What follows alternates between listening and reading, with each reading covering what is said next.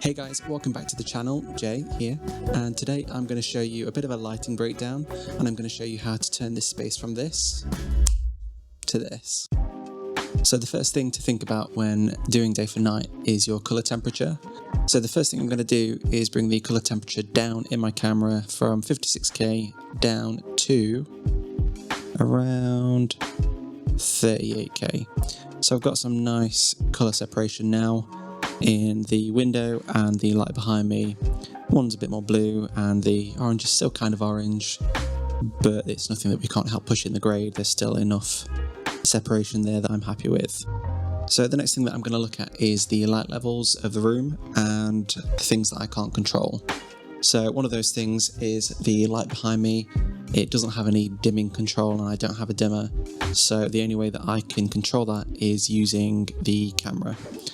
So if I bring up the false color on my monitor app, you can see that it's quite high. It's pushing around 92, and this is false color, so it's not IRE, but it's pretty high and I'm not a fan of that. And it's also looking like it's clipping anyway, or it's pretty hot, and I want to bring that down. So there's two ways that we can go about doing that. There's the aperture in the camera, or we can add a ND filter. So just for now, I'm going to use my aperture. So now that I've brought my aperture up to f11, you can see that it's brought the light down and the light outside down to levels that I'm pretty happy with. Nothing's clippy and nothing's clipping, and nothing looks super blown out or weird or distracting. I'm quite happy with the levels. The next problem we have now is that there's no level in the room, there's no details. On the Monitor Plus app you can see that we're just losing so much detail there. So the only thing that we can really do there is add some lights.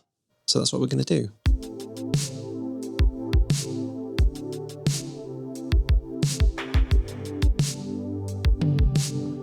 So we've got the lights that we can't control where we want them. They're looking pretty good, but there's no light in the room. You can't see my face, and we're losing a lot of detail in the lower end of the image. So we need to add some lights. So the light that I'm going to use is the Aperture Nova P300C. It's a soft panel light, probably one of my favorite lights as well. It's bicolor, can do any color under the sun near enough.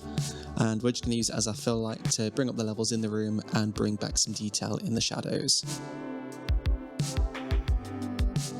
So you can see with that turned on, it's looking pretty unnatural, it's looking pretty saucy, and that's just because it's probably brighter than what's happening outside at the moment, so we need to dial it down. So I've got the light around 43%, and I'm thinking that's looking pretty good. You can see that it's actually brought some detail out in the door at the front of the room, just some bits around me as well. You can see all of that now, and it's not overpowering what's happening outside. It's supposed to be low key, it's supposed to be low lit, it's supposed to be nighttime, but it's actually about 1 o'clock in the afternoon here at the moment. But now the main problem is that you can't really see my face. So that's the next problem to solve.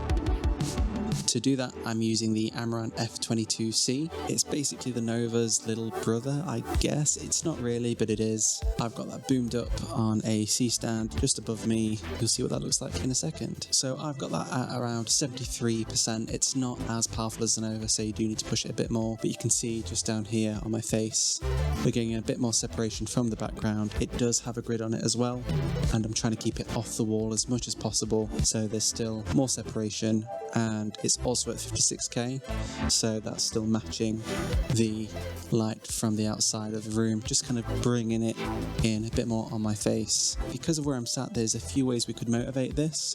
Currently it's being motivated from the light outside, and it's making me look pretty blue, which is fine if that's the intention, but we could also motivate this off the light behind me.